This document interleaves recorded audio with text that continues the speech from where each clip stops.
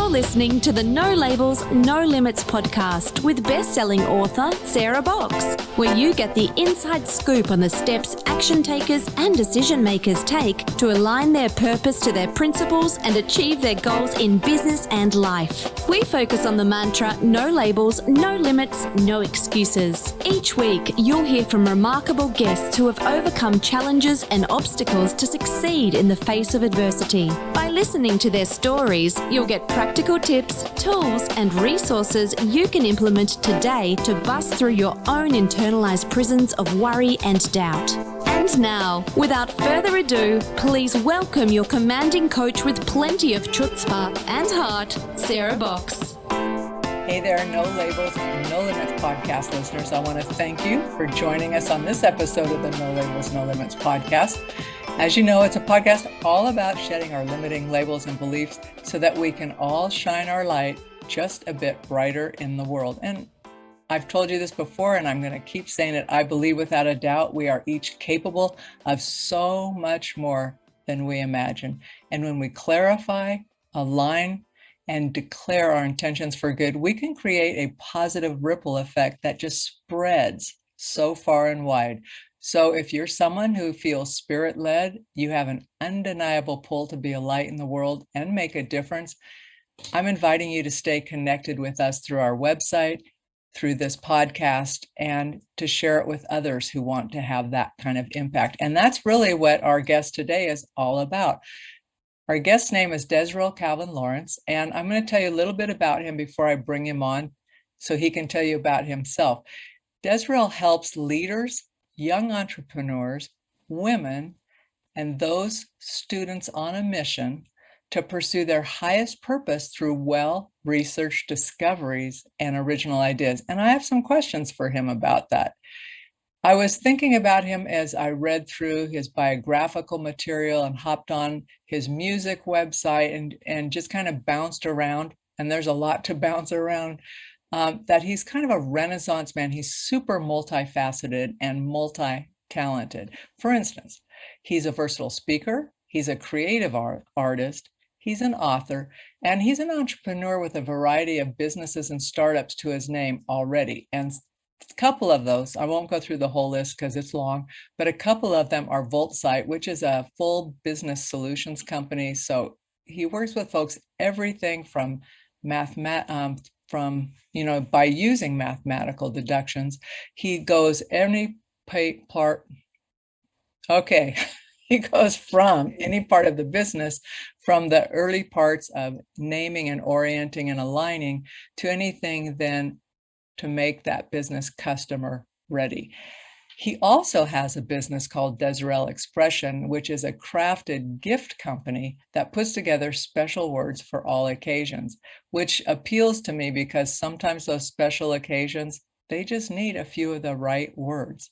And he's an expert branding person that helps organizations and businesses secure the names that are guaranteed to deliver success. Again, based on his mathematical deductions of archived history. So that's a lot, but that's not all. In addition, he is a concept car designer. He has a car designed. It's not released yet. It's not built, but he's got all that done. And for fun, he produces music, and he has his own music station and brand, which I'm going to ask him some music questions because I found his music really interesting, and I can't just label it with a type of music. So now let's move beyond the introduction and actually welcome our guest today, Desirel Calvin Lawrence. Hi, Desirel.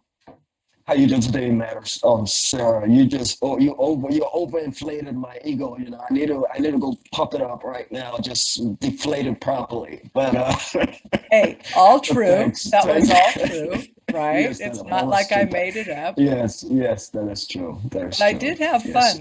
I really had fun checking out what you've been up to, and because my brain doesn't work that way. Like it, so I admire that when I see it in other people. I'm going, wow, that's really cool. Oh, that's really cool. And I'm sure there's linkages between all that, like your mathematical ability, your engineering design ability. I know that our brain wiring shows that oftentimes people who are musical are often also very mathematical or creative. So I'm not surprised by it. It's just fun to read it and see the different ways you've applied it. But as most of our listeners know, my kickoff question is one about you personally, and that is, how do you stay connected and committed to your own vision and your own personal higher calling? For a while, it's a very interesting question. For a while, I jumped from one place to the other, trying to figure out how to really hone down my skills and my purpose in life. And went to college, spent so much time just going through so much information, trying to assimilate as much as I could. But I think the true purpose of my life started having significance when I began making consistent prayers to the source. I don't even call it like a regular kind of prayer, but it's something I do every morning. I've not done it this morning, so it's good that you asked me this question, because then I have to do it. I have to do it right after this meeting. But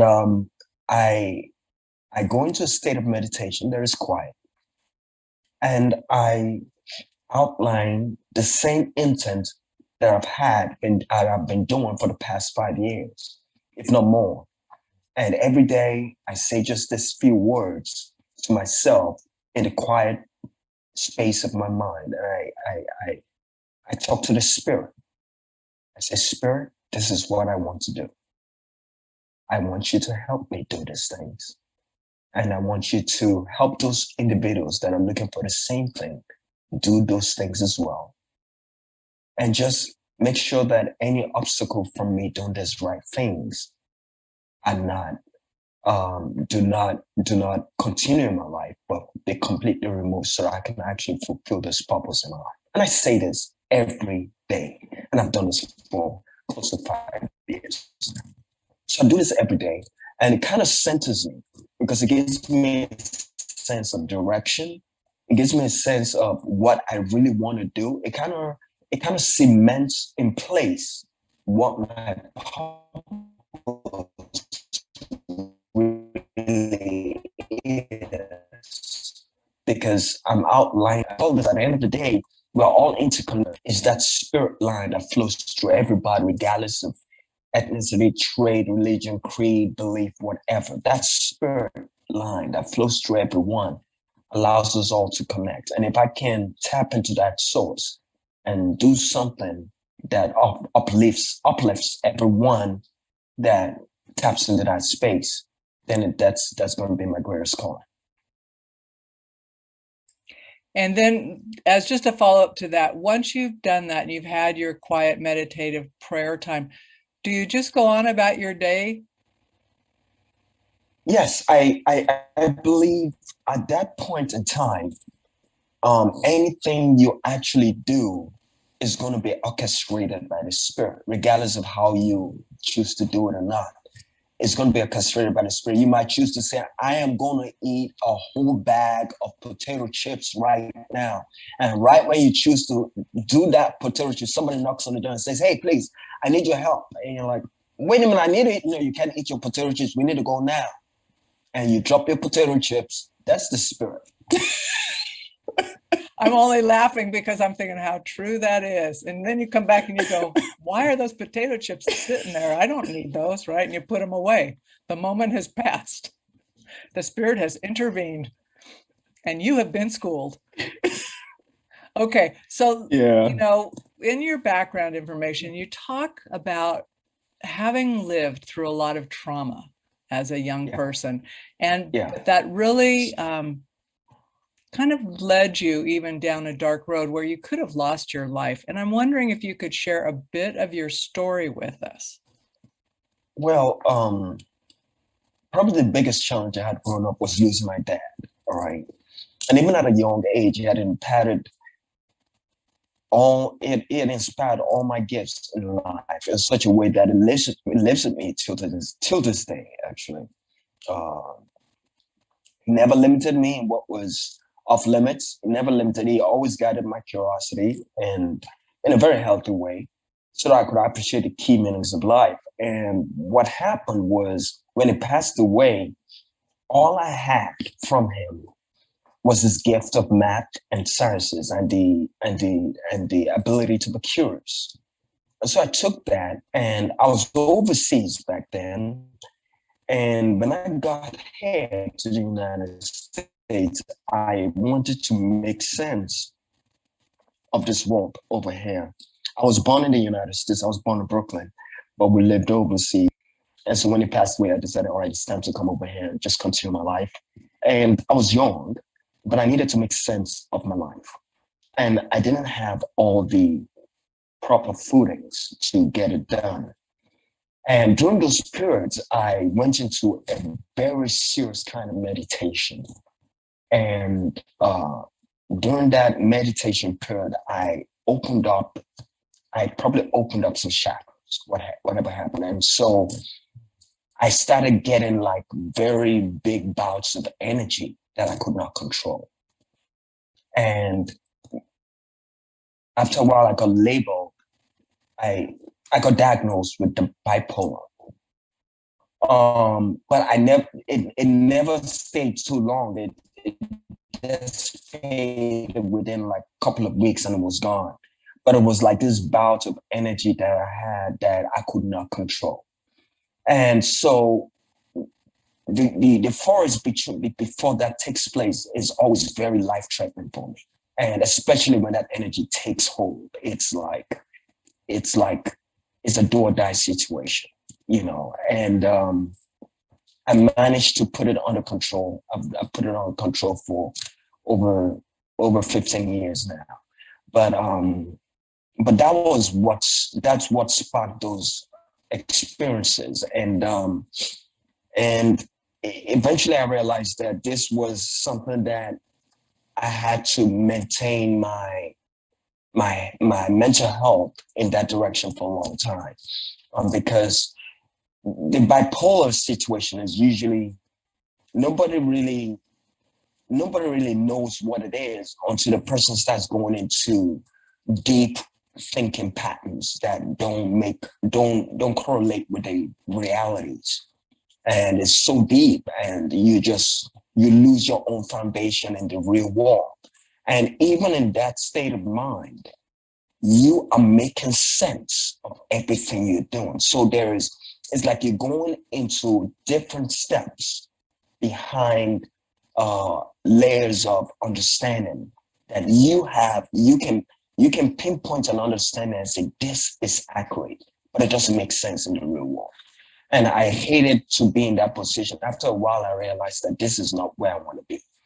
So, but everything, I've controlled it for years now.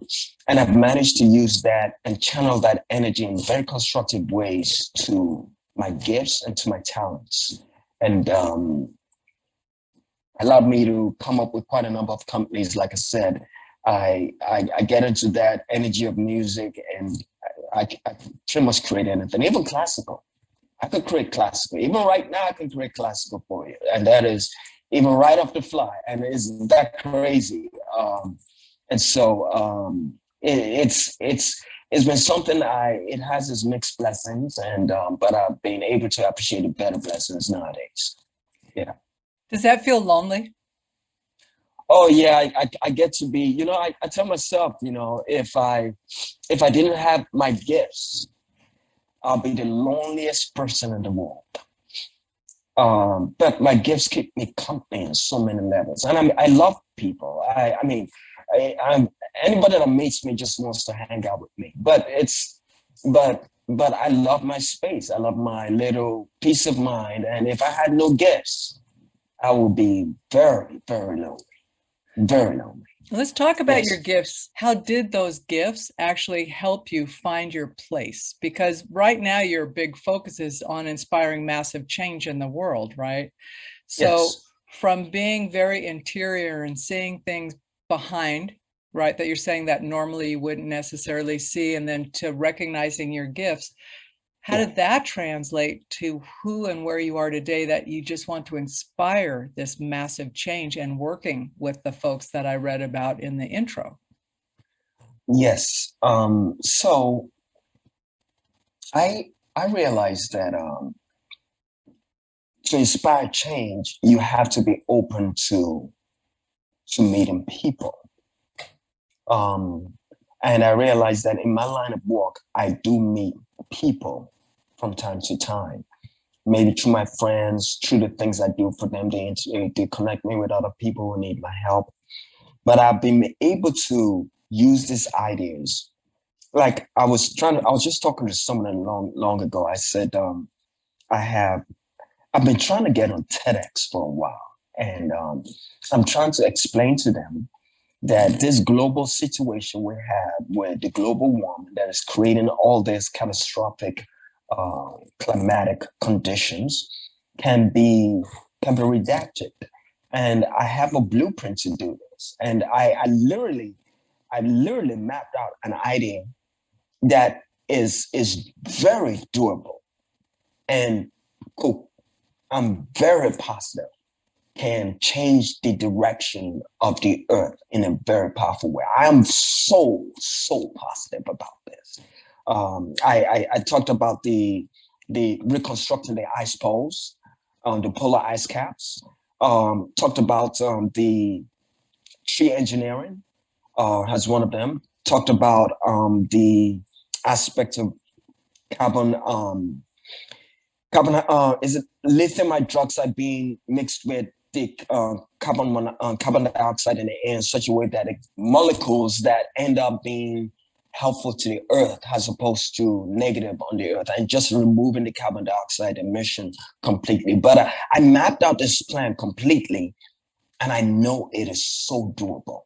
But you need a voice. You need somebody who's willing to listen to you and say, hey, listen, let's hear this stupid idea. That's what we think. Let's just hear this stupid idea you have, and let's see if it works. We don't have to wait till it's a life-threatening situation where, think about COVID, where it's nearly eradicated so many people, and then we're trying to find a quick solution, a quick fix, and then it's not really working because we're in a desperate position. Why can't we do something now with global warming that we're not in a desperate situation? It's going towards that place, but we've not got to a place where when you walk out of the house, you're breathing in fumes. We've not reached that part yet. Why can't we do something now? I don't know why we wait. I really don't know. I don't know. So, I mean, but that is just one of those few things. But I've used that idea of I've met a lot of individuals that have helped just to hone in their skills and use their abilities to do something very positive in the world. What I'm trying to do with another company of mine is employ as many photographers as possible. I mean, I could literally employ as many as 200 photographers in any given day if that company stacks up, and I have a list of photographers already that I will be able to employ under 1099s, and they can go out and make someone's day so special. But that's one of my companies called Mad Glare. And so, yeah, I do quite a number of things, but I realized this is just a way of me bringing people out of their shell and doing something with their gifts that normally would have lied dormant if nobody, came Nobody kind of invited them out. Exactly. No, think about it. A lot of times people don't recognize their own gifts, because for them, that's just how they are and how they show up, right? It's like, so if someone said, well, you're so amazing, and for you, that's normal, and you're going, I don't know what you're talking about. This is just who I am, right? We don't often see that what we consider normal for us or routine isn't for somebody else, right? And that it may just be something that, by the way you show up, and I'm convinced that something you say today, Desirel, is going to spark something in somebody else who I will likely never meet. They may reach out to you, they may not, but they may say, oh, I totally get that, and I'm going to do something with it. So the mere fact that you're helping to unleash that kind of creativity and willingness to think differently is a powerful force. But I want to back you up a minute. So I want you to tell me, how are you dealing with the barrier so far that you've experienced wanting to be a TEDx speaker? Because I know there are people listening to this who also want to do that. I also know someone who used to help people get ready for TEDx. So, and I'm happy to connect you with her on the back end. But tell me, when you hit those roadblocks though, because those you described a number of roadblocks. So when you hit those roadblocks or obstacles, how do you navigate those so that you don't just give up and throw in the towel? I've always had this uncanny ability of holding on to things that I believe are important. And I believe that should translate into anything that is specifically crucial in your life that you want to see to the end. If something is important to you, it never really leaves you. I don't care what it is. It could be a relationship. It could be anything. It could be the love of a sport. It could be anything. You might think you've given up soccer that you love playing, but immediately your kid starts playing soccer, you want to play with him, and you just get that love all over again, and it's like you're crazy about it. And these things happen, but it goes with everything in life. You know, if something is so important to you, you never give up on it. You might leave it in your box, in that little toolbox of yours. They say, all right, these are things I need to do. And one day it comes back up. So let me give you an example. I started Desirel Expression I really started it in 2002, thereabouts. I wrote all these gift cards and I was like, wow, I'm going to start this gift card company and I'm going to do this. 2002, I got all these boxes and everything with all this information, papers that printed out, and I was going to go out there, and I never did anything with it. And not until about 2 years ago, I walked into my mom's house and she said, hey, Desirel, you happen to have a box that you kept in here. It's been here for a while, you know. Do you want to take all your things out of this house and just do something with them? Because I want to get rid of this space. I want to do something with this space. And I was like, okay, Mom, let me see what I have. So I went in there and I'm looking through this box and here it is, this interesting gift I had not long ago. And I'm looking at it and I'm like, wow, I was just looking into an idea that I could take to a different level. And this is just the best idea. And so even I was thinking of creating cards and all that, by the time I got to the idea this time around, I'd morphed it completely. Now I was thinking of doing something even more powerful. By this time, I've become so proficient in designing sites and everything that I just designed the site within like 2-3 days.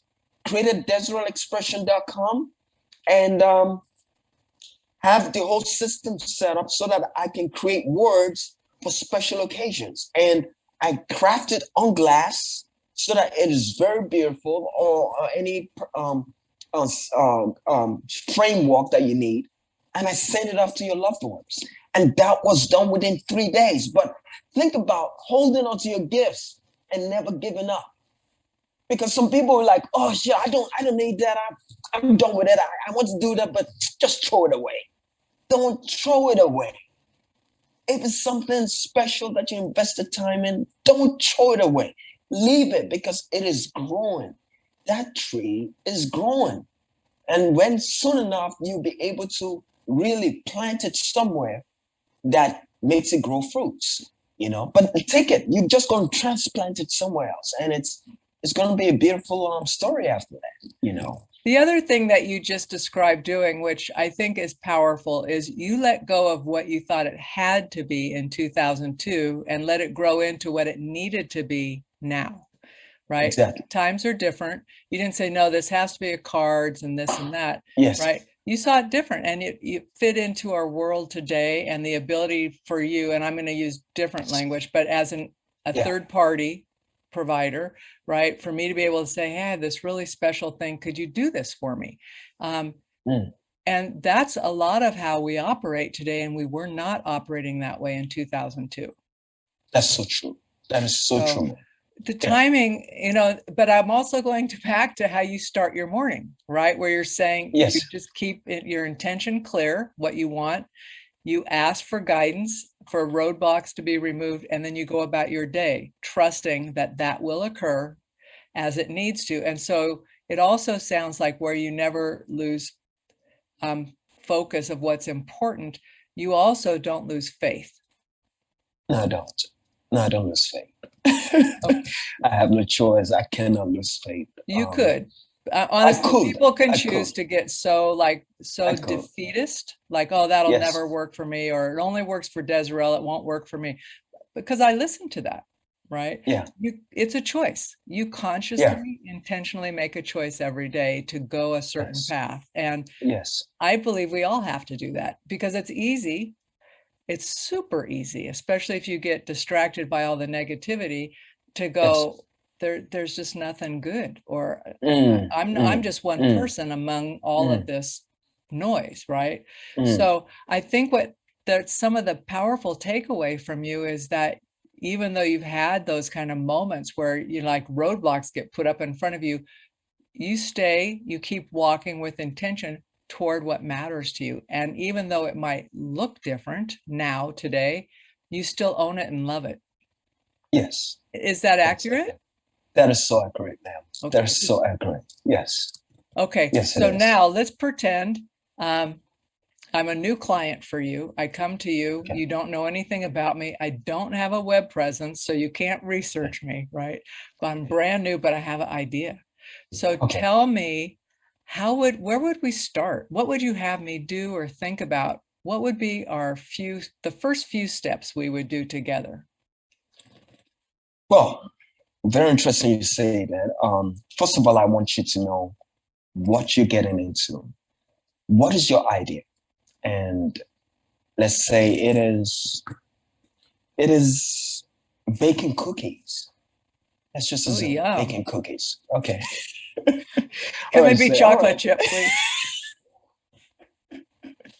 So right for the weakness. It's not potato chips. It's chocolate chip cookies. So it's chocolate chip cookies. It's chocolate chip cookies. Okay, let's say it's chocolate chip cookies. Okay. All right. I'm gonna take it from the fly, like I've never done this before. Perfect. All right. So I'm like, okay. So you want to do chocolate chip cookies? All right. How many people in your area do chocolate chip cookies? Oh, there's a lot of people that do chocolate chip cookies. Okay, good. We have this understanding that about 10 competitors that do chocolate chip cookies in the area. Okay, tongue twister. But 10 people that do chocolate chips cookie in your block. All right, so you're like, okay, but I want to be able to be successful with this. So, okay, let's start. What are you going to do with your chocolate chip cookies that will be different? Are you going to add a spice of cinnamon? Are you going to add something that is going to be different? And when you even do that, it cannot be like the round chocolate chip cookies. Yours has to be very different. Yours has to be triangle, or yours has to be circle with 3 airs coming out of all the sides, or a little. It has to be like a little danglings coming out of the tips of the chocolate chip cookies. So now you have a different chocolate chip cookies. Now we go a step further. How about if those little danglings on the side of the chocolate chip cookies had different kinds of taste cookies at the end, maybe strawberry, all this stuff at the ends of it. Now you're creating something completely novel with your chocolate chip cookies, so they can tip the little bit. Maybe it's peppermint on one side, it's this on one side, but all these little tips at the side of your chocolate chip cookies is like, just everybody just wants this chocolate chip cookie because it gives them an eclectic level of taste and play with their palates. So we take it there. And we're like, okay, we've come down to what the chocolate chip cookie looks like. So how about we start the company itself? We understand we had the baking, we have all the system in place to bake these cookies. What are you going to name your company? And I'm like, all right, listen, we're not going to name the company any regular old name. You're not just going to pull out Cookie Mama, because I want to make sure Cookie Mama makes sense to you and it's going to be successful. So I'm going to say, listen, it doesn't even have to be anything called Cookie. We could name it something completely different, but we are guaranteed that name, we assure that when you use this name, that name will be a success. So I take that name, I break it down, I created something that is going to be successful and it's tailored to you. And we make that company. We give it a name. And then I incorporate it. I get your bank account settled, everything settled. Then we now go to your website. We do all the branding related to your website. And I'm not saying regular website. I'm not just saying throw up a website on a cookie with a cookie dough. I'm saying create a website that people are going to be like, what in the world is this? And that's the kind of websites my company does. And we sit down, we create that. And then we start going to your marketing. And we go to the marketing, we do all that.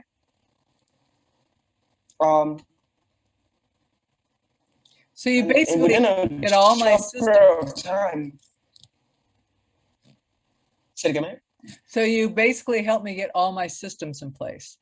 I get all your system in place and I flesh out your ideas so that it's very competitive, that the next competitor or the best competitor will see you as a threat, pretty much. They'll be like, this guy, he just came up with something that none of us have thought of. Why? What is going on here? And you become a strong contender in the market.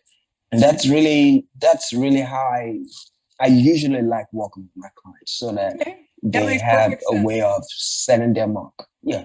Yeah. So you help the person get clear about what their intent is. Yes. Then find out how it's unique from their market or their competitors, whoever those are, whether it's local or global. And then help do the back end systems so that they can be successful and then get them ready to go. And then do you stay with them a bit until they're going out strong? Well, the beautiful thing is I stay with them for the long term. They can always give me a call. They can be like, Desirel, listen, what do you think of this? But that is not until I've given them all the tools to actually do it on their own. Right. Even if I have to teach them ways on which to delegate things and make things more user-friendly for the whole process, I create all the processes in place so that they are self-sufficient, they're self-automated in a sense, in a way they can just do things without the need of too much help.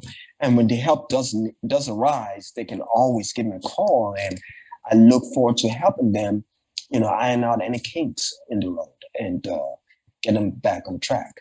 Okay, so you're working with them to help them be kind of independent, get going on their own, not have to depend on other people right away.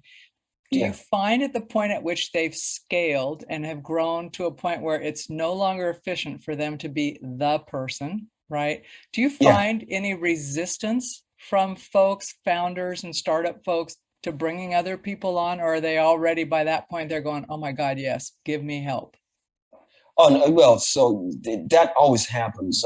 Usually when individuals scale, they run into the roadblock of trying to do everything, and trying to manage all their tasks, and never really comes true properly because you're just one man. You don't have 50 hands, and the funny thing is it comes to a point where you have an individual that wants to do the job of 50 guys. And by the time he's done, he's like screaming, let me go, let me sell this company. I don't want to do this anymore. This is crazy. He's fighting with his wife. He's like, he doesn't have time for anybody. It's like every little thing triggers and a very uncomfortable emotion. And it's all about understanding how to, delegate pretty much automate things that you normally wouldn't you wouldn't need to do if you just knew the system was available to do. If you understood that certain things were available and you could use them and they could help your day help the process move much quicker, much faster, and without stress, then you would do it. And this is where it comes down to information. Most people don't understand that your greatest investment in life is in information. That's your greatest investment in life. And being able to utilize that information, that's the second part. But just that information and utilizing that information there's such crucial elements of whatever you do that you have to find it. You have to invest in it. I don't care how expensive it is. If it promises to create a great return on investments, if you put your heart to it, do it. Don't say, well, it's too much money. I don't think I have time for this information. I don't read a lot. You don't read a lot. Pick up a video and watch. Do something. But get that information because it is crucial. And we live in a world of information where you have information at your fingertips. Then search for it and find it. But don't do it yourself and don't rely on your own knowledge. And that is, I could tell you, it's strange how somebody would tell you, Desirel, so what is the weather today? I'm like, the weather? And then I asked myself, am I Google? What's your problem? Why can't you just go to Google and find the weather? But the information is so available. Go find it and use it because you'll be surprised how well it serves your purpose, Yeah. But yeah, I think that's crucial. That's so funny. That's one of the things my dad, and this was many, many years ago when I was in high school, and I'm taking a class and I'm all excited, right, about what this teacher said. And my dad I thought he'd be excited because it was a topic he was interested in. And he said, okay, I got to stop you right there. Because I thought this teacher was like, oh, he's the best. And he was a really good teacher because he kept us engaged. He said, his job is not to tell you what.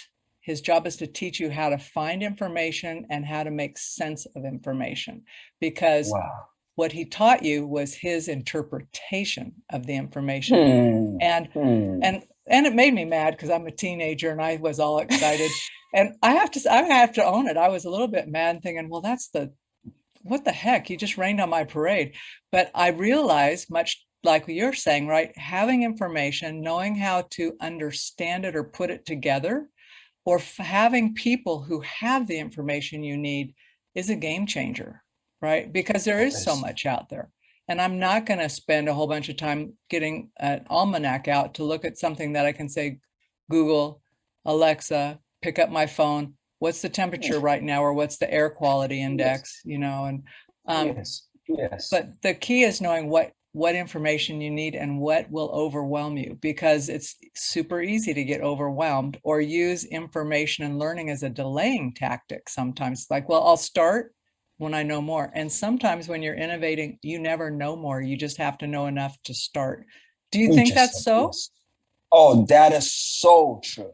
That is so true. As a matter of fact, I've spent so much money trying to access certain information. And at the end of the day, what I get out of it, it's not even related to it. It's something I get something out of it that is so powerful that I'm like, wow, this is what I can apply to what really matters to my life. Right. And it's really has nothing to do with what they're talking or what they're selling. But I've managed to, but you're making connections. Yes, I'm making connections. Yeah. Yes, I am. know. So learning and being curious. Yes. And that was something you said at the top of our interview. You said that when you left and after your dad passed away, you were left with math, science, and curiosity, and that you pulled those together. That's a powerful combination. And curiosity, I would say, is one of the best drivers. Right? Yes. Like, I want to just shift briefly and talk about music and the role that music plays in your life, and specifically reverberation. Oh, okay. Okay, are you good with that for a few minutes? Because it was from what I read about you and even looking at your websites, what I experienced on your music site on Reverb Nation was it wasn't like unrelated to you, but it was just deeper in a different way. And so can you talk a little bit about music and the meaning it has for you? Music is an escape for me. It's a complete escape. I remember I used to watch so many music videos growing up as a kid, and it didn't matter what genre it was. I watched so many of them. And then one day I just woke up and I said, wait a minute, how do these people do this? It was just a light bulb moment. I'm like, wait a minute. I talk all the day, all the time, but I never sit down and start blowing out music from my mouth. How did it do this? And so that little curiosity just got me. I was probably around 15 or something then, and I was like, wait a minute, can I create music? Can I come up with my own music? By that time, I'd gone to music school. I'd tried to play the piano just for the fun of it. But I was like, how do people come up with musical harmonies that sound so good and we want to dance to? And so I remember listening to Endless Love or something like that. And I was like, wow, what a beautiful song. My endless love. You remember that? Of course. And I'm like, wait a minute. How did they come up with these things? So that's how I started. I started trying to figure out how they create this music. And, you know, I grew up in that environment, just trying to do that, trying to create. And I started creating music. And when I started music, man, I fell into a trance because there was a time I wanted to create music so bad and it didn't work out. And I fell into a trance. And the most amazing voices, I'm talking in a trance, were playing right in my environment. They were playing the most harmonious tunes. And I was listening for a while and I'm like, what in the world? And then I woke, I tapped out of the stupor and I was like, what is this? And I went back on the bed and I said, oh, only if I could hear this again. And I heard it again in a different way. And I'm at that point, to tell you the fact, for days, for months, I kept hearing music in my sleep. Even to the day, I hear music in my sleep. You know, just music playing, just like that. And it's always been a part of me somehow. I kind of tap into it somehow. And if you give me a beat, I come up with music and lyrics instantly. Not even, I come up with everything that goes with that track right away. Just right away. I don't even think too long before I come up with a melody for it. And it's kind of strange, but that is something I do for fun. It's not something I have invested too much of my time into, but I love it. Well, it's always good to have something to do for fun, and it sounds like fun is a good bookend since you've got everything else going on, which is very brain-oriented, mathematical, analytical, all that. So you got to have some fun, Desirel. Yes, I do. So I've got two questions for you. This is our last two questions for the day. Okay. One is, who inspires you today? Wow, that's a very, very good question. You know, I draw inspiration from society and the good that happens around me in society. You know, I believe it is just like I finished sitting down with you right now. You are that inspiration. The people I meet that impact something in my life are my inspirations. And it doesn't matter where they're from, it doesn't matter what walk of life they're from, it doesn't matter the status they are. But if they have something to impart that makes sense to me, they inspire me in that same guise. And kids inspire me above anything else. I think if I had my way, I'm pretty much, I'm pretty much in my old. I'm in my mid 40s now, and I don't have a kid yet, even though it's been something I've always thought about. But I told myself, if I have to do it, I'm going to adopt as many kids as I possibly can. If I put myself in a position of financial stability to where I want, I'm just going to adopt as many kids and show them the way. But kids inspire me. I believe there's something about kids, the innocence, that sometimes is not protected long enough before society erodes their self-confidence, erodes their self-esteem, makes them think in one way and not think outside the box and not think creatively.